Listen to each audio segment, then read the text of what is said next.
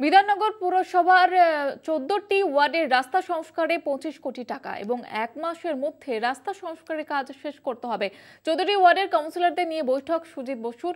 আরও একাধিক উন্নয়ন প্রকল্প নিয়ে আলোচনা বৈঠকে। আপনাদের জানিয়ে রাখবো, বিধাননগর পুরসভার 14টি ওয়ার্ডের রাস্তা সংস্কারে 25 কোটি টাকা। বিধাননগর পুরসভার 14টি ওয়ার্ডে রাস্তা সংস্কারে 25 কোটি টাকা। 1 মাসের মধ্যে রাস্তা সংস্কারের কাজ শেষ করতে হবে। 14টি ওয়ার্ডের কাউন্সিলরদের নিয়ে বৈঠক সুজিত বসু। আমাদের সঙ্গে টেলিফোন লাইনে রয়েছে প্রতিনিধি শাকিল মুস্তাক। শাকিল, কখন এই বৈঠক রয়েছে এবং কারা কারা উপস্থিত থাকবেন এই বৈঠকে? দেখো, বেশ বিগত দিনে কিন্তু আমাদের কলকাতা টিভিতে সম্প্রচার হয়েছিল যে বিধাননগর পৌর নিগমে এবং বিধাননগর যে বিধানসভা এলাকা, সেই বিধানসভা এলাকার রাস্তাঘাট কিন্তু বেহাল দশা, এবং সেই সব খবর সম্প্রচার হওয়ার পরেই কিন্তু নড়ে চড়ে বসেছে বিধাননগর পৌর নিগম।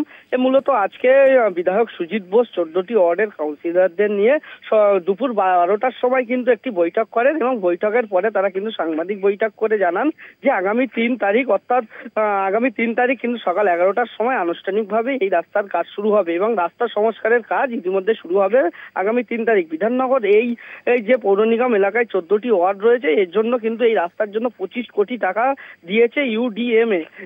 এই কাজ কিন্তু 1 মাসের মধ্যেই শেষ হবে, এমনটাই কিন্তু জানিয়েছে বিধাননগরের বিধায়ক সুজিত বোস। ধন্যবাদ জানাবো শাকিল তোমাকে। আমাদের সঙ্গে টেলিফোন লাইনে ছিলেন প্রতিনিধি শাকিল মুস্তাক।